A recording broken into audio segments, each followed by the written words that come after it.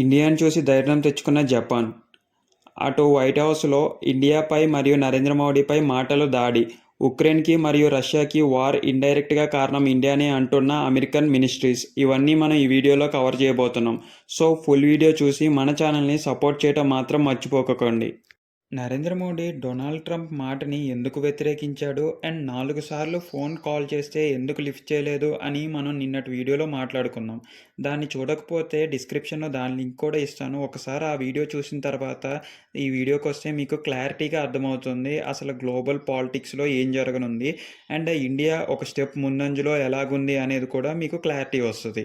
మెయిన్గా ఈరోజు మనం మాట్లాడుకోబోయేది ఇండియాని చూసి జపాన్ ఎలా ధైర్యం తెచ్చుకుంది అని. యాక్చువల్గా జపాన్ కూడా అమెరికాకి భయపడిపోయింది. ఇలాగే Donald Trump 6 months back 25% tariff అనేది జపాన్ మీద విధించాడు. మీరు అనుకోవచ్చు జపాన్ ఏం ఎక్స్పోర్ట్ చేస్తుంది అని. గ్లోబల్లీ జపాన్కున్న కార్ క్రేజ్ మరియు మెటీరియల్ క్రేజ్ ఇంకే దేనికి లేదనే చెప్పాలి. హోండా కార్ నుంచి టొయోటా వరకు జపానే మేడ్ చేస్తుంది. దానికి 25% టారిఫ్ విధించడం అంటే డొనాల్డ్ ట్రంప్ మామూలు విషయం అని అయితే కాదు. సో దీనికి కారణంగా జపాన్ అయితే అమెరికాతో చర్చలు మొదలుచేసింది. డొనాల్డ్ ట్రంప్ ఒక ఆఫర్ అయితే ఇచ్చారు. మీరు ఏదైతే సెమీ కండక్టర్ ఇండస్ట్రీ మరియు ఆటోమొబైల్ ఇండస్ట్రీ అమెరికాలో పెట్టినట్టయితే 25% ఉన్న టారిఫ్ని 50% చేస్తాను అని. అంటే 15 అని 15% టారిఫ్ చేస్తాను, లేకపోతే అది 50 వరకు పెంచుతా అని బెదిరించడంతో జపాన్ అప్పుడైతే ఒప్పుకుంది. కానీ దీనికి ధీటుగా నరేంద్ర మోడీని చూసి జపాన్ అయితే ధైర్యం తెచ్చుకుంది. ఏదైతే అమెరికన్ ప్రెసిడెంట్ 4 సార్లు కాల్ చేసినా కూడా ఇండియా పక్కన పెట్టేసిండో అండ్ యూఎస్ఏకి ఇండియాని ఇన్వైట్ చేసినా కూడా రాకుండా పక్కన పెట్టిండో, దీన్ని జపాన్ అదునుగా తీసుకొని ఇంకా ఇదంతా కూడా ఇండియాని ఫాలో అయిపోతుంది. ఏదైతే బ్రిక్స్ కంట్రీస్ని ఫాలో అవుతుందో ఇందులో జపాన్ కలిసే అవకాశాలు కూడా చాలానే ఉన్నాయి. ఇలాగా బెదిరించి మేమైతే అమెరికాలో ఇండస్ట్రీస్ పెట్టలేము అని అయితే క్యాన్సిల్ చేసుకుంది. ఏదైతే ఆగస్ట్ 29న ఈరోజు జపాన్ మినిస్ట్రీస్ వచ్చి అమెరికాలో కూర్చొని ఆ బాండ్ పేపర్స్ మీద సైన్ చేయాల్సి ఉంది. బట్ నిన్నటికి నిన్నగా ఇవన్నీ పోస్ట్ పోన్ చేసుకొని మాకు అవకాశం ఇవ్వండి, కొంచెం టైం అయితే కావాలి, ఇంత ప్రెజర్లో మేమైతే దేని మీద సైన్ చేయము అని నరేంద్ర మోడీ నుంచి సహాయం కోరుకున్నా కూడా ఆశ్చర్యమే లేదు. ఇలాగంతా డొనాల్డ్ ట్రంప్కి నిన్న లెటర్ రాసి పంపించేశారు. వీళ్ళు జపాన్ మీరు అనుకోవచ్చు ఇంత మార్కెట్ ఉండి ఎందుకు యూఎస్ఏకి తల ఉంచుతుంది అని.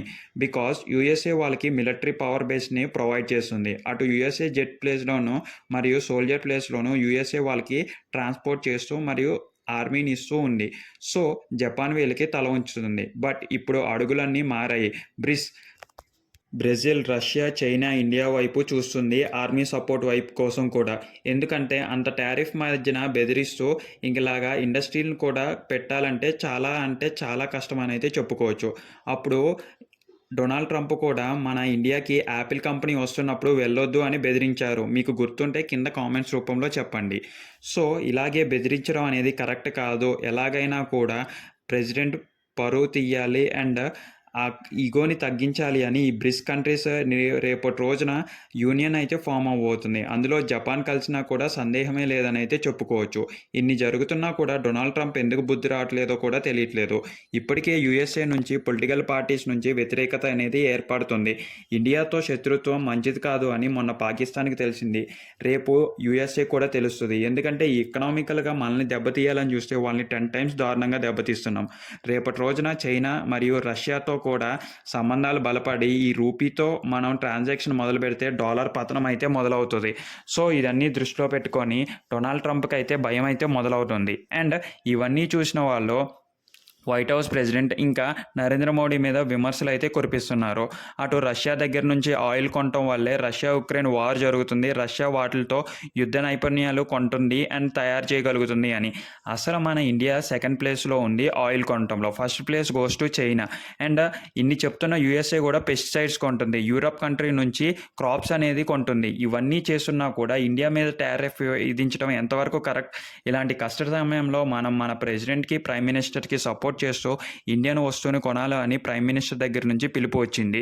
సో మనం ఇలాంటి తరుణంలో మన కంట్రీని సపోర్ట్ చేయాలి. ఏదో ఉన్న ఫేక్ పోస్టులను చూసి మన కంట్రీని హేట్రేట్ స్ప్రెడ్ చేయడం కరెక్ట్ కాదనేది నా ఒపీనియన్. ఇప్పుడు వరకు ఉన్న కంట్రీస్లో ఇండియాని గ్లోబల్ వైపు నడిపిస్తుంది. యూఎస్ఏకి సైతం భయపెడుతుంది. సో ఇంత సపోర్టు ఇంత టాలెంట్ ఉన్న ఇండియాని ఇకపై నుంచి కూడా మనం ప్రోత్సహించాలే కానీ ఎక్కడా కూడా తగ్గించవచ్చు అనేది నా ఫీలింగ్. మా ఛానల్ ఇక్కడ వరకు చూసి మా ఇన్ఫర్మేషన్ మీకు నచ్చినట్టయితే లైక్ బటన్ హిట్ చేసేసి సబ్స్క్రైబ్ చేసుకోండి. అండ్ మా ఎఫర్ట్స్ మీకు 100% జెన్యూన్గా అనిపిస్తే కింద డిస్క్రిప్షన్లో ఉన్న వాట్సాప్ మరియు టెలిగ్రామ్ ఛానల్లో కూడా జాయిన్ అయిపోండి. సో మీరు నిన్నటి వీడియో చూడకపోతే చూడండి. ఫర్దర్గా వచ్చే ప్రతి వీడియోను ఇలాగే ఇంట్రెస్టింగ్గా ఉంటుందని కోరుకుంటున్నాను. మీరు ఇచ్చే సపోర్ట్ వల్లే మనం ఇక్కడ వరకు ఎదిగాము. సో ఇంకానే ఇలాగే సపోర్ట్ చేస్తూ ఉంటారని కోరుకుంటున్నాము. మీరు నరేంద్ర మోడీ పాలనని ఎలాగా ట్రీట్ చేస్తారో కూడా కింద కామెంట్స్ రూపంలో చెప్పండి. సో మనం చేసేది ఎంతవరకు కరెక్ట్ అంటారో తప్పు అంటారో కూడా డెసిషన్ అనేది మీ చేతుల్లోనే ఉంది. ఎవరు చేసినా కూడా పబ్లిక్కి క్వశ్చన్ చేసే రైట్ 100% ఉంటుంది.